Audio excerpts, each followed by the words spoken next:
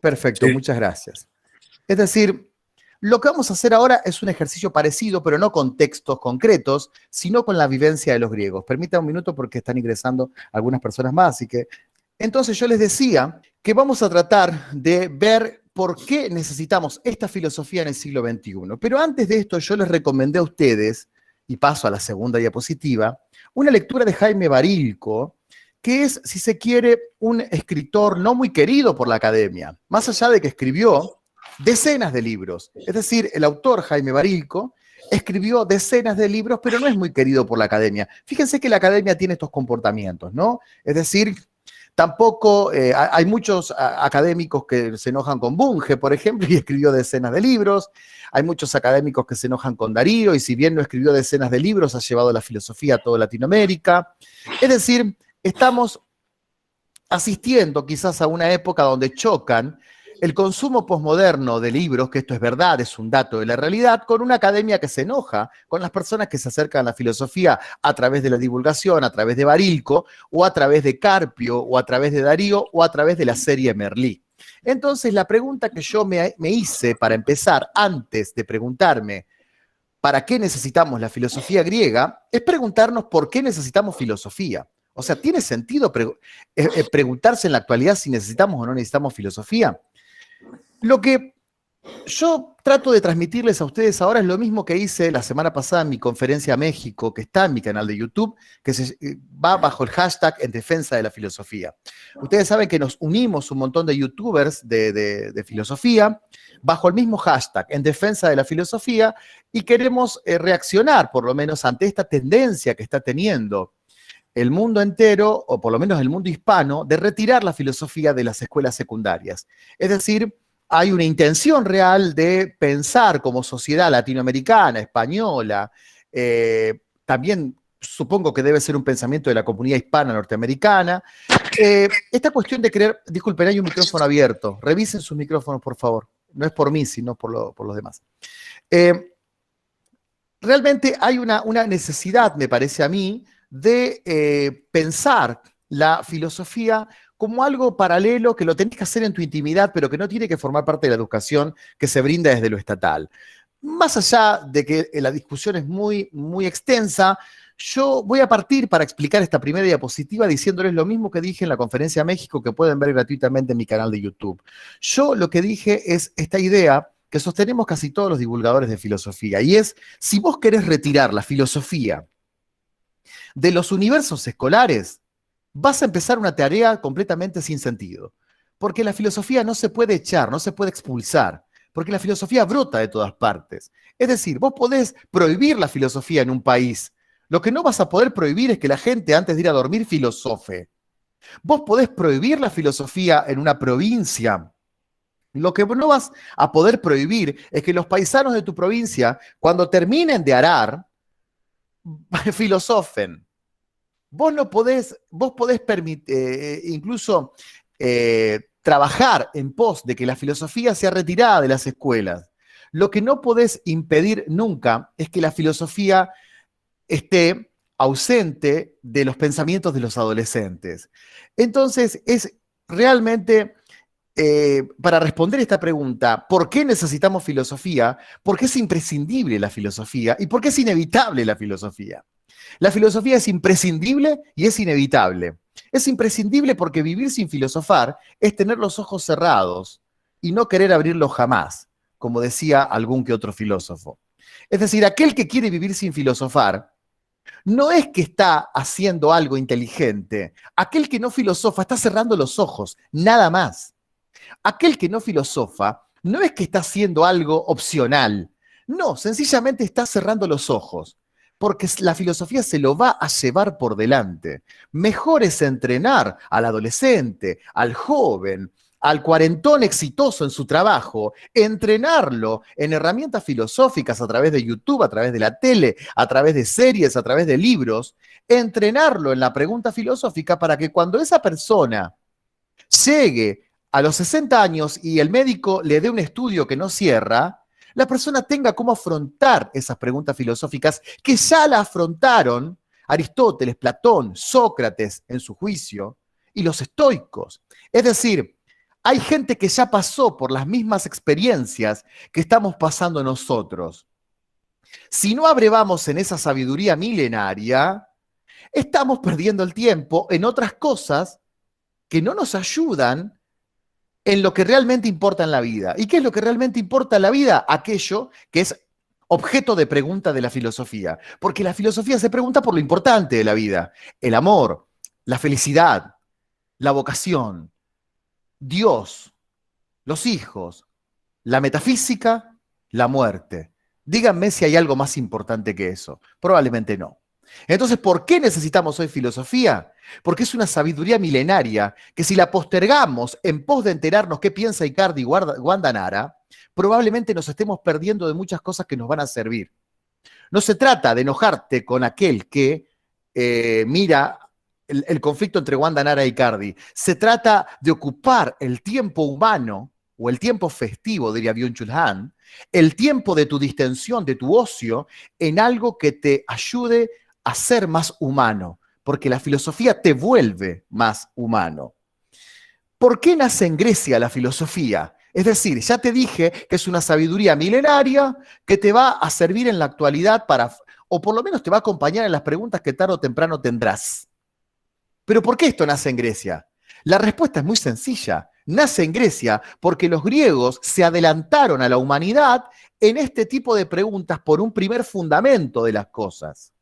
Y como se adelantaron en preguntar por un primer fundamento, nosotros podemos abrevar en su conocimiento, investigar su conocimiento, para poder estar preparados aquel día que busquemos una explicación omnienglobante, como dice nuestra diapositiva. Es decir, vos tenés una explicación histórica, como dice acá la diapositiva, de por qué nace en Grecia la filosofía. Y esa explicación histórica es que los griegos eran navegantes, geográficamente formaban parte de una cultura de navegantes, y en sus puertos había costumbres que tenían que ver con recibir bastante bien a las personas que los visitaban. Esto lo pueden atestiguar dos anécdotas. La anécdota número uno es: si ustedes han leído la Odisea de Homero, sabrán que cuando los navegantes llegaban a algunas ciudades, en algunas ciudades no los trataban muy bien, pero cuando los trataban bien, les daban de comer, los obligaban a comer con ellos, les preguntaban por sus costumbres,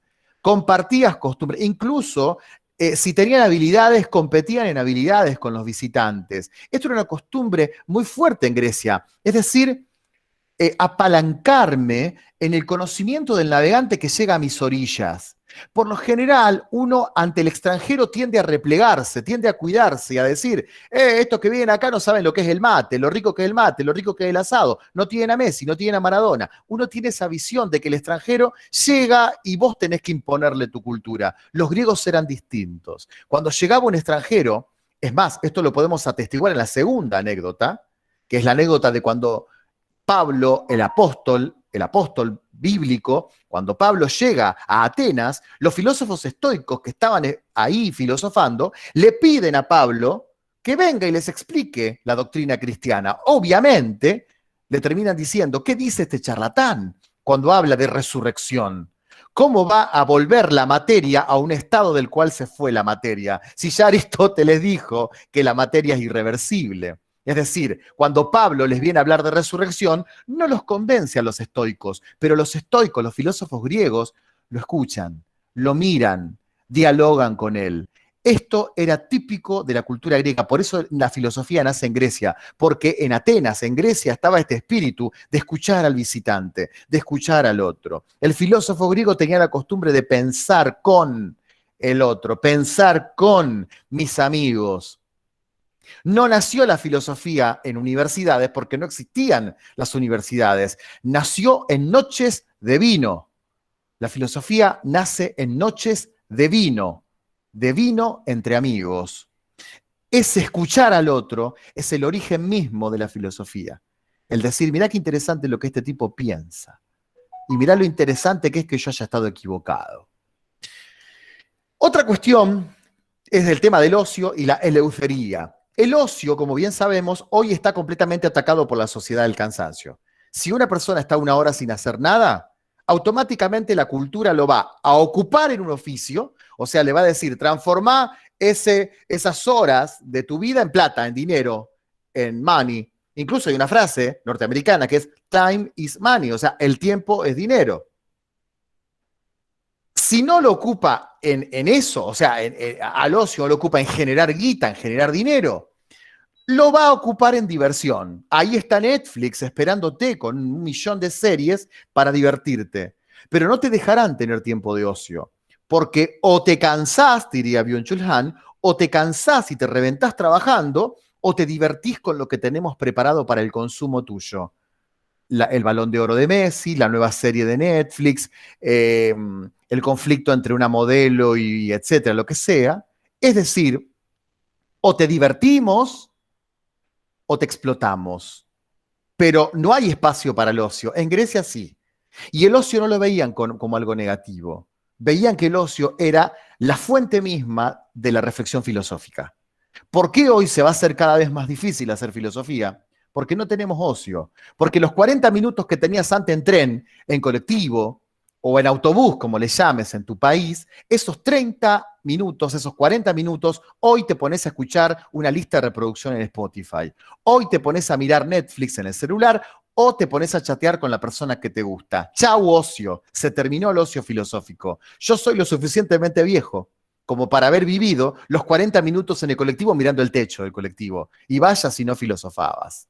¿Por qué? Porque tenías un ocio obligado y el ocio desoculta la filosofía de tu vida. Y segundo es la eleutería, es decir, los griegos entendían la libertad de un modo distinto a como la entendemos nosotros. Ellos sabían que en el plano del cosmos, o sea, incluyendo los dioses, incluyendo su vida personal, en ese plano los griegos sabían que ellos podían moverse con libertad. Obviamente que tenían que respetar la ibris, o sea, no cruzar frontera de dioses. No tenían que meterse en el Olimpo demasiado.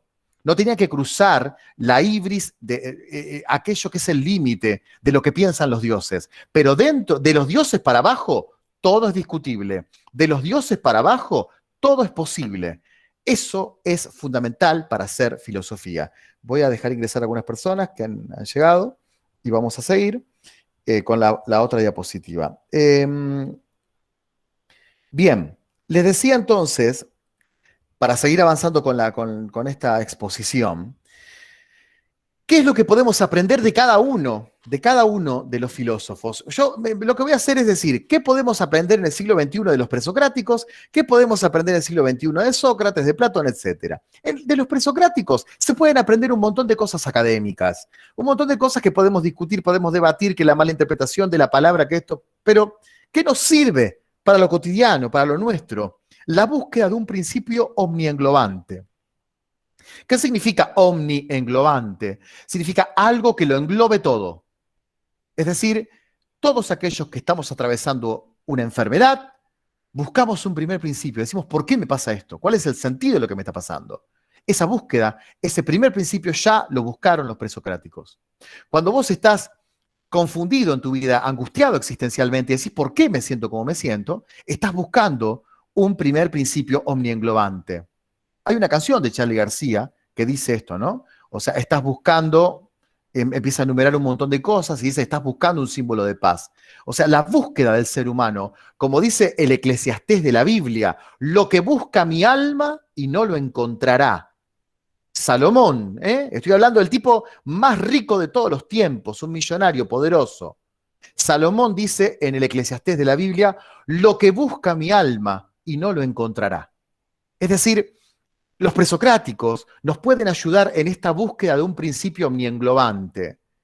Parménides, Heráclito, Tales, son filósofos que dijeron, estamos hartos del caos, necesitamos un primer principio, necesitamos una explicación de todo lo que está pasando. Y nos preguntaremos por la physis, que physis en griego significa naturaleza, pero también aquello que fundamenta la naturaleza. Nosotros tenemos la visión newtoniana de la naturaleza, mecánica. La naturaleza es ese árbol que se puede volver en cualquier momento una canoa. Pero los griegos tenían una visión un poco más profunda de la naturaleza. Para ellos la physis, el primer principio, lo que buscaban era la naturaleza, pero sobre todo el fundamento que está detrás y sostiene a la naturaleza. ¿Qué podemos recibir de Sócrates?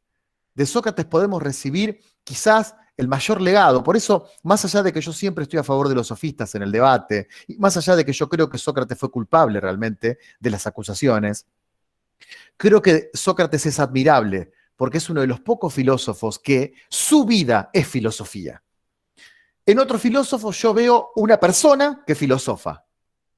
Sócrates es la filosofía. Él, su personalidad, sus preguntas, su atrevimiento, su forma irónica de ver la situación, de ver la vida, su vínculo conflictivo pero profundo con su pareja, con su mujer, su relación con sus hijos, su vida de soldado defendiendo a su polis. Yo siempre le digo esto, ahora no trabajo más en colegios secundarios, he renunciado hace 1 año y medio, pero cuando trabajaba en colegios secundarios, yo siempre les decía, ustedes tengan en cuenta que Sócrates fue soldado hoplita, por lo tanto, sostuvo una armadura tan pesada que Brad Pitt no la pudo sostener.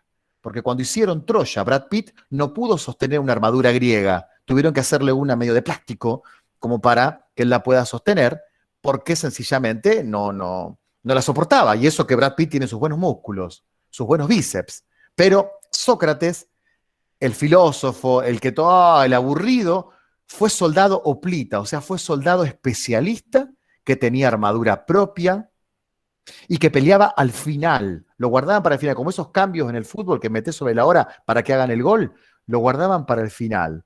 Y se diferenciaba, interesante este dato que estoy tirando para los que creen que Sócrates era estrictamente pobre. Sócrates era soldado hoplita porque tenía dinero para comprarse la armadura. No era soldado gimnos, o sea, soldado desnudo, como los que no tenían dinero. Así que se ve que los padres le habían dejado algo a Sócrates. Así es sencillo pelearte con los sofistas porque cobran.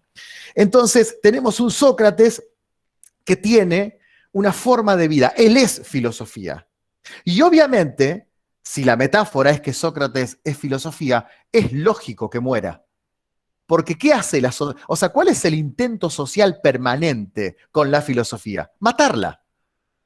Desde el momento en que están tratando de sacarla del colegio secundario, la quieren matar.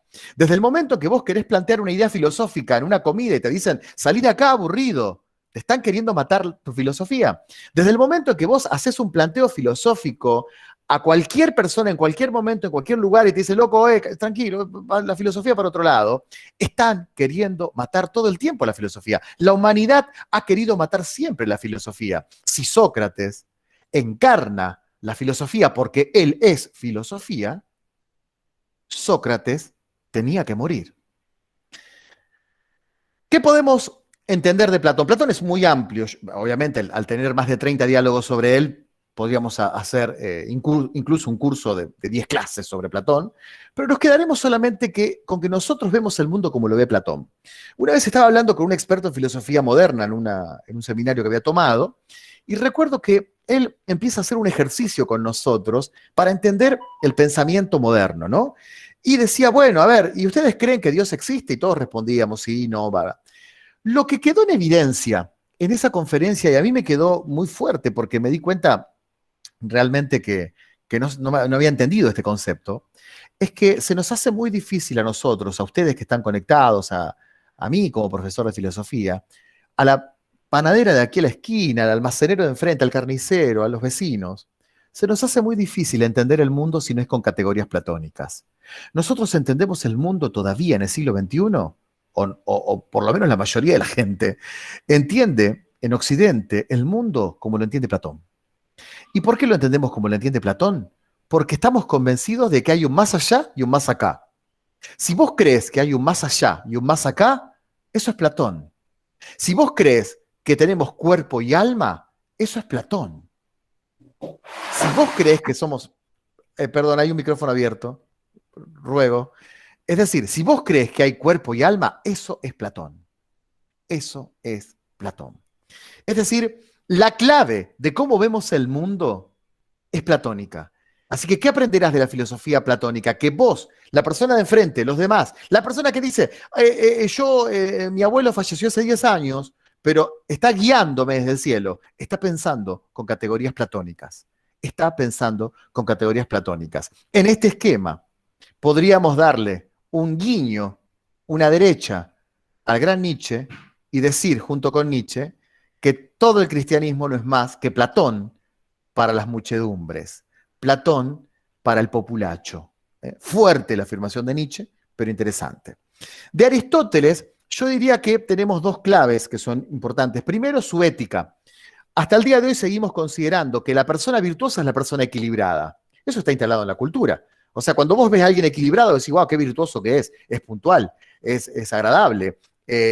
No es una persona libertina, trabaja, pero también cuando hay fiesta, festeja. Pero también cuando sabe que tiene que trabajar, trabaja. No es ni esclavo ni liberal. O sea, cuando vemos a las personas y las juzgamos moralmente, las juzgamos con categorías aristotélicas porque buscamos siempre justo medio. Entonces, de Aristóteles tenemos en nuestra cultura y podemos aprender para la actualidad lo que significa el equilibrio como una forma de ver la virtud. Y también, yo siempre trato de predicar este aristotelismo, de inculcarlo.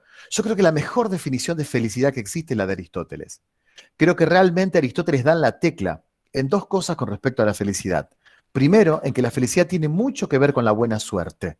Y segundo, que la felicidad tiene que ver con una vida virtuosa. No porque la virtud te vaya a garantizar que vas a ser un tipo o una señora completamente feliz, sino porque la virtud te va a acercar a tu vecino, a tus parientes, a tu trabajo, a tus animales, al cosmos y a tus dioses. Como la virtud te acerca a todo, es muy probable que si tenés una vida armoniosa y virtuosa, seas una persona eudaimon, de buen mediador, que hoy traducimos una persona feliz. Y por último, esto lo trabajamos con la gente que hicimos el curso de estoicismo el año pasado.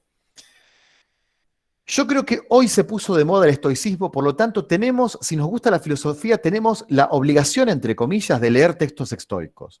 ¿Por qué? Primero, para entender que realmente los estoicos son completamente actuales. O sea, hay mucho de los estoicos que hoy podés usarlo, podés aplicarlo a tu vida cotidiana.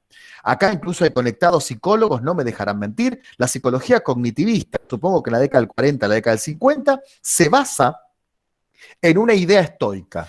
Y esa idea estoica es que no existe el pasado, sino conceptualizaciones acerca del pasado. No existió el día de ayer, sino lo que vos te contás que es el día de ayer. Eso es un principio estoico. Eso lo dijeron hace 2000 años los estoicos. El problema está en que el estoicismo puede ser una trampa en la actualidad. ¿Por qué? Porque el estoicismo se basa en una cosmovisión griega, y esa cosmovisión griega nos dice lo siguiente.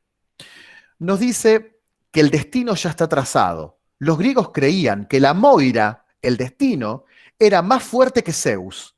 Y como es más fuerte que Zeus, Zeus no puede hacer nada, el máximo dios no puede hacer nada si el destino ya está trazado. Es por eso que los estoicos creían realmente que si algo malo iba a pasar y hay que aceptarlo, porque el destino ya está trazado. Nosotros hoy vivimos en otra cultura, tenemos otra cosmovisión. No creemos que el destino ya está trazado. Nosotros creemos que con investigación, con educación, con ciencia, con conocimiento, podemos cambiar el rumbo del destino. Está metido en nosotros la idea de que, bueno, aparece una enfermedad, inventemos una vacuna. A ver, hagamos esto, vamos a luchar contra esto. Tenemos otra forma de ver las cosas. ¿Dónde está lo peligroso del estoicismo? En que muchas veces se predica estoicismo para que aceptes, por ejemplo, tu puesto laboral mal pago y digas, bueno, esto es lo que me tocó. Y entonces viene alguien y te da una conferencia sobre estoicismo y te dice, aceptá esto que vos estás viviendo, porque se es más feliz si aceptás esta situación en la que estás viviendo y trabajando. Ahí hay un error, ahí hay una mala aplicación. Así que creo que los estoicos son muy importantes y tienen mucho para decir, pero también tienen un matiz peligroso, y es que la posmodernidad, cuando toma algo, tiende siempre a tergiversarlo. Bueno, acá están las preguntas que voy a hacer después. Antes de las preguntas, los anuncios parroquiales de siempre. Primero, con lo gratuito. Recuerden ustedes que pueden leer mi libro gratuitamente. Yo, desde el momento que lo escribí, no quiero vender nada de este libro. Quiero que lo tengan todos.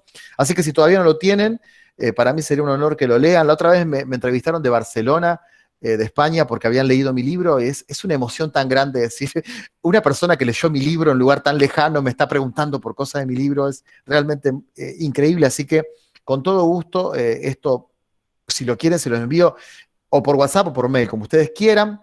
Después decirles que el 15 de diciembre sale estas 8 charlas que voy a alargar sobre estoicismo, es decir, gestionar emociones con estoicismo. No tiene, o sea, no es el curso anterior que hice de estoicismo, sino que sencillamente lo que yo voy a hacer es tomar 8 emociones estoicas y explicarte cómo podés resolver hoy esas emociones en base a la sabiduría estoica. Esto no es reemplazar al psicólogo, esto no es reemplazar al psiquiatra, esto no es reemplazar ningún tipo de terapia, sino sencillamente que vayas a mirar a través de las lecturas y de los videos esa sabiduría estoica y cómo hoy, por ejemplo, la emoción de la ira. Y bueno, los filósofos estoicos dijeron mucho sobre ese tema. Por lo menos estaría bueno que lo conozcas. Y acá incluimos, acá este es el asesoramiento que me dan quienes me ayudan conmigo. Me pareció genial esta idea que tuvieron ellos.